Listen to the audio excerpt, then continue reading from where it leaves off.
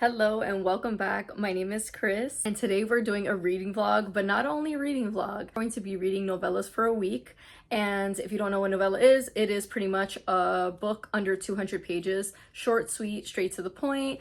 And I love reading novellas, especially if I feel like I'm getting into a slump, I'm just not in the mood, or I just need a little bit of a palate cleanser, or if I want to dive into a new author and a new genre and just see if it would be something I would be into. A great way to taste test authors or genres. And so this week we read a few novellas and I had so much fun doing this video. So I really hope you enjoy it. If you like the video, please like and subscribe. It really helps me. And the first book that we are going to be reading in this vlog on my Kindle, it is on Kindle Unlimited and it is called Unhinged. And this book, while I was doing some research and trying to see books, that would be good for this video, I fell upon this book so randomly and I'm like, ooh, a door? Like, that looks interesting. And this book is an erotica. It is taboo. It is weird. And I was like, cool, sign me up. I like all of those things. And so it is essentially about a woman named Tana, and she just moves into this house. She's been living there for 6 months, but she has a creepy landlord, very creepy, and her door is obsessed with her and in love with her. The norm stuff. So we are getting the POV of the door and his obsession with Tana. And just that alone, I said, yeah, I'm reading this book because I am so intrigued to know how this is gonna end and how it goes. So this has a mystery element, and obviously it's a love story. I will let you guys know my thoughts while I read this book, because I am doing this intro after I've done the video already because I forgot to do an intro. So I really hope you guys like the video, and let's get started. Hey guys, so I need to update you on this book. The book is called Unhinged. I gave you a little bit of what this book was about in the beginning of this video. I am about to go for my walk and finish it. But when I tell you, I did not think I was gonna like this as much as I do. This is exactly what the title entails. Unhinged. But I'm loving it. What does that say about me? I'm freaking weird. I have little to no trigger when it comes to taboo romance, dark romance. I believe this is qualified. Let me see right now. Hold on. There's a whole bunch of warnings before you read this book, so read them if you think it's not going to align with you. It says content considerations. Unhinged is a paranormal romance story that involves a human woman getting it on with her front door. When I saw that synopsis last night, I literally was like, I'm intrigued. I need to know, what are we dealing with here? I'm just one of those people that are so, I need to know. I just need to know, what do you mean with a door? So just that alone, and this is only a 70-page novella. So obviously when it comes to short stories, I don't want to say too much. I'm just letting you know the vibes are there and I'm liking it. I feel like it's just the writing, the comedic commentary, the romance. I'm eating it up. I don't know. I'm fucking weird. I'm sorry. But let's go on our walk and finish this book, and I'll let you know what I think.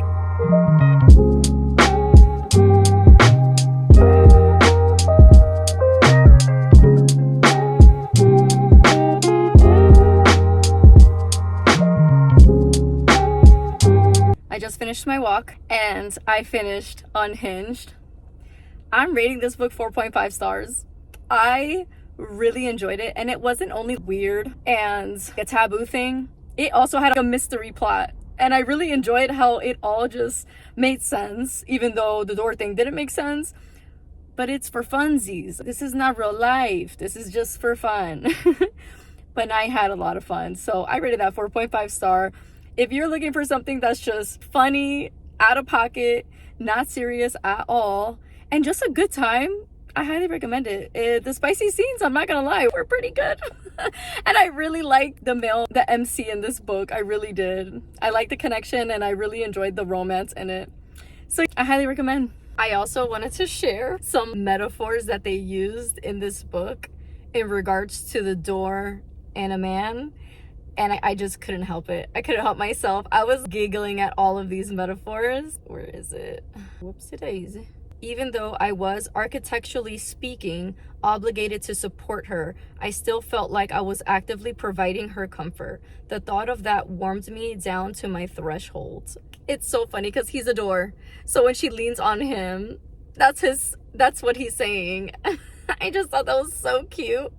This door was swooning over Tana, but he's actually a god. And the way that he got stuck in the door or became one with the door, I really liked how that came into play, and that the curse needed to be lifted. And this is in the synopsis. How the curse needed to be lifted was that Tana had to do some things with him while he was a door. And it's freaking crazy. And this is the first paragraph. It says, as a door, I didn't know when I fell in love with Tana, only that I most assuredly was. It might have been the first time she laid her soft fingertips on the cool brass of my knob. This was such a good time. Literally so fun. I was laughing. I was just giggling. Like, it was good. But these metaphors were just so funny. I have a few others saved, but I just read the book. If you're not that serious and you can read taboo stuff, just read it and comment down below when you do, because I need to know everyone's thoughts.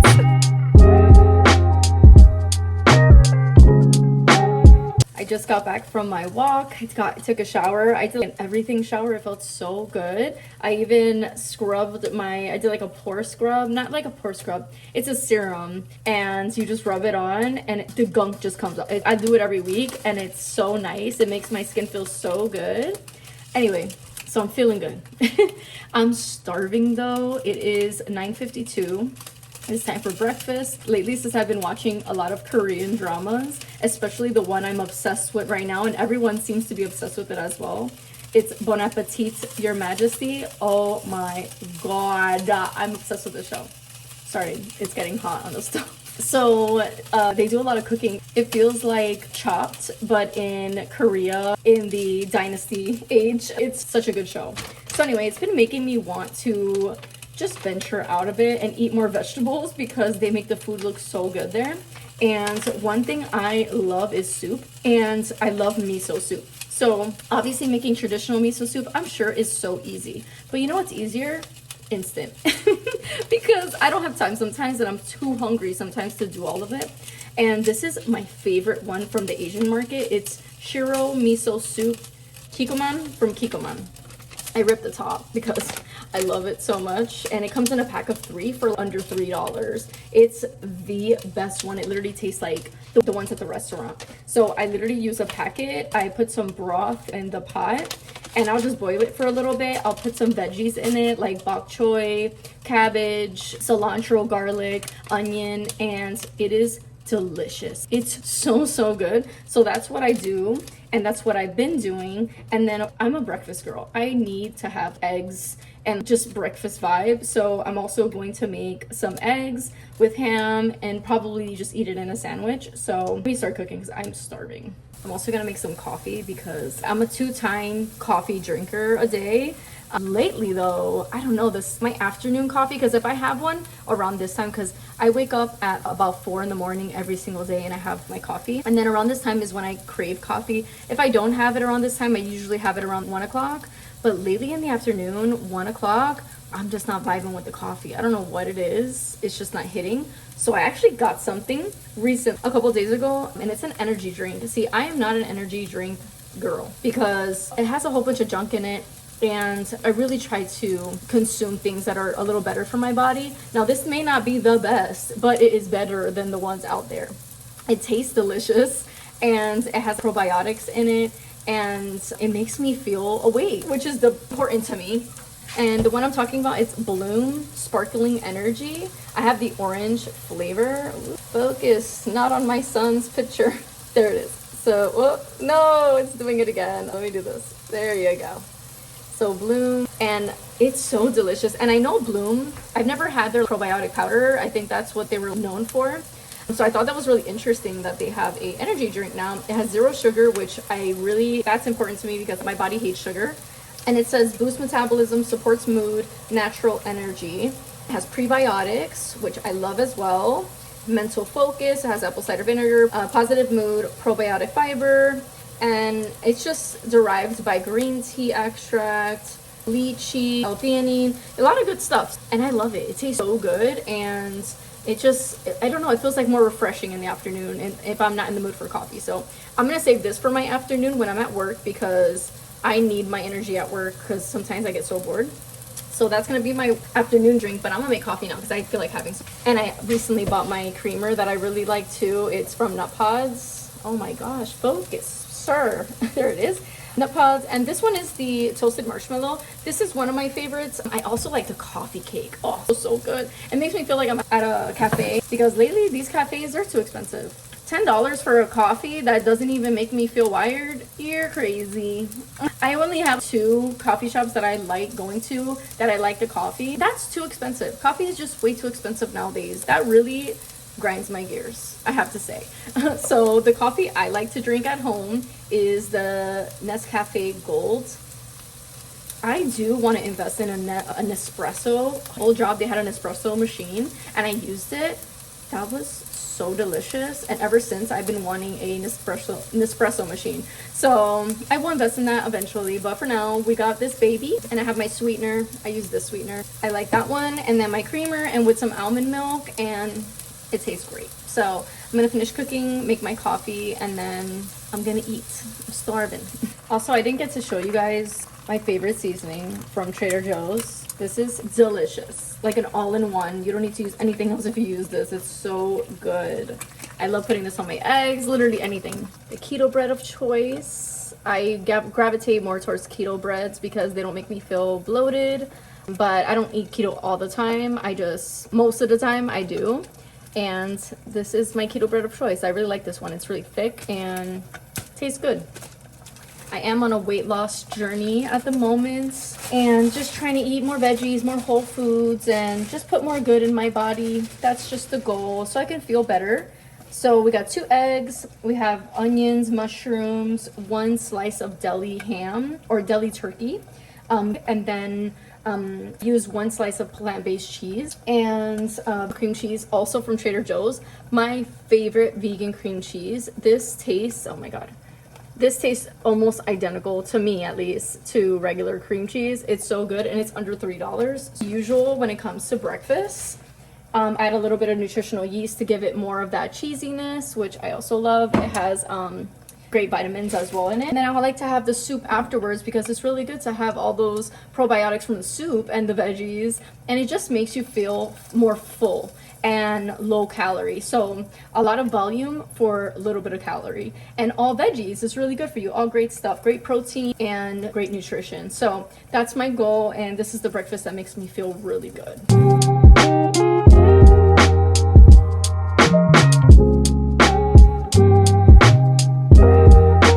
I just finished my breakfast. Oh my gosh, I feel so much better. That was delicious.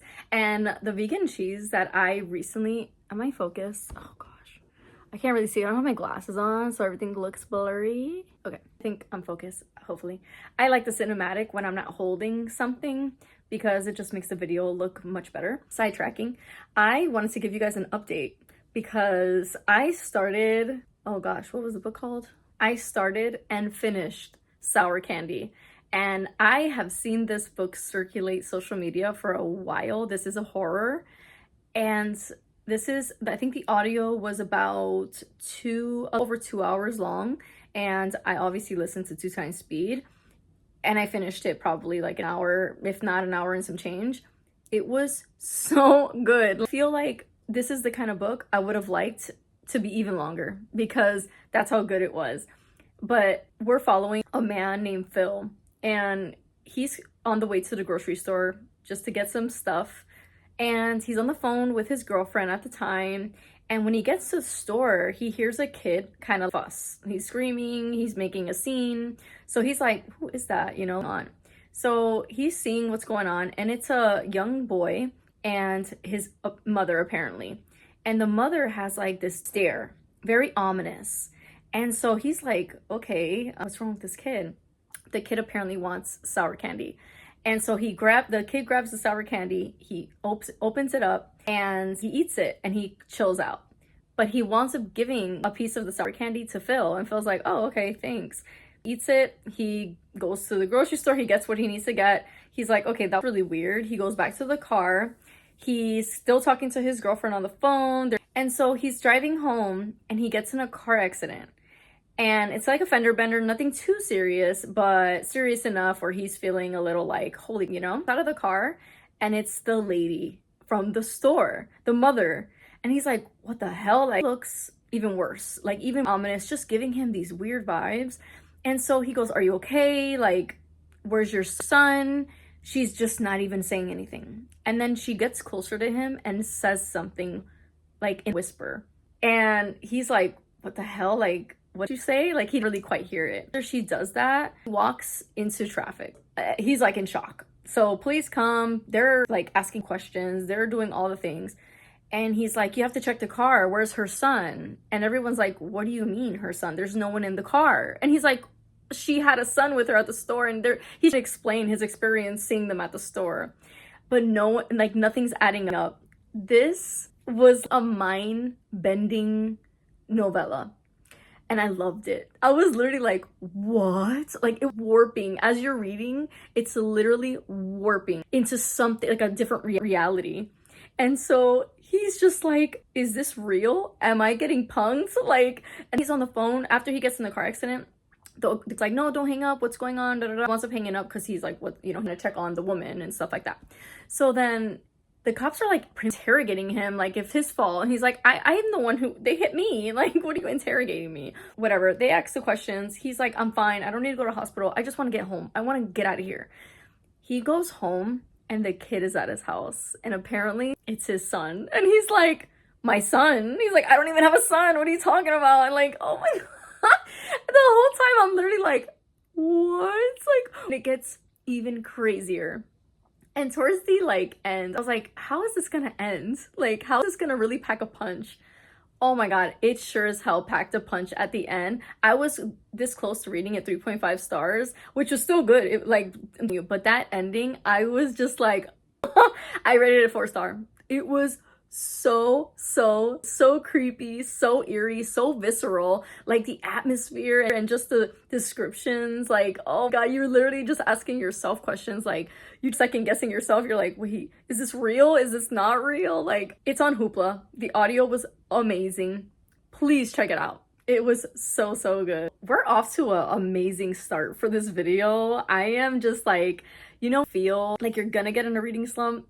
That's how I was feeling right before this video. I was kind of, I want to take a little break, but I don't like doing that. I love to read. So that's when I want to read like novellas most, hence this video. So the next read, I'm doing a lot of research. So I have a lot on my list, but one in particular caught my attention yesterday, and it's The Sublet by Greer Hendricks. And I've never read anything from this author. And I believe it's about 63 pages, if I'm not mistaken.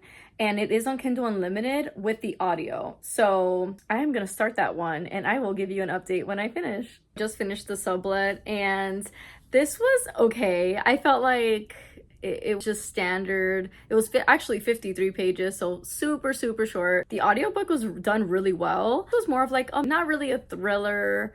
I would say more of like a Lifetime drama. No shocks, twists, or anything like out of the ordinary. I think I'm gonna rate this just a 3-star. Pretty standard. It wasn't bad. For as short as it was, it wrapped around very nicely. I just thought it was gonna be a bit more creepy, or like the apartment was gonna have a creepier past. But it was like the conclusion of everything was kind of, oh, okay. I wasn't expecting it to go that route.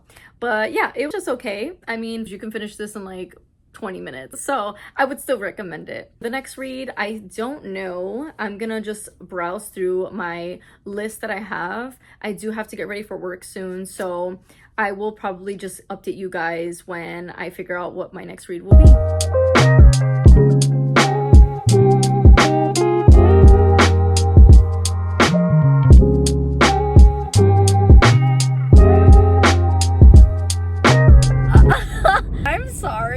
but I loved it. There was so many mixed reviews when it came to this book, and I'm sorry, I loved it. I loved it. I don't know about 5 stars, but I'm absolutely giving it a 4-star.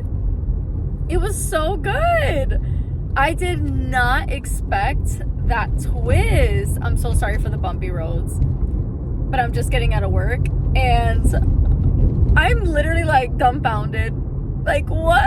What was that twist? I did not expect that. Wow, death row, Frida McFadden. I mean, come on, it's Frida. She is the queen of popcorn thrillers. It's definitely a hit or miss, obviously. I've read so many of her books, but I think I've only disliked 2 of her books. All the others are so good, and oh my goodness, this was such a great novella. Wow, I'm so surprised. I honestly, my initial thoughts, I was like, I'm probably gonna be disappointed because of all the negative reviews I heard about this book, but this was so good. This was so good. Oh my gosh, I would recommend this to anyone that wants a quick, very quick popcorn thriller. Absolutely 4 stars for sure.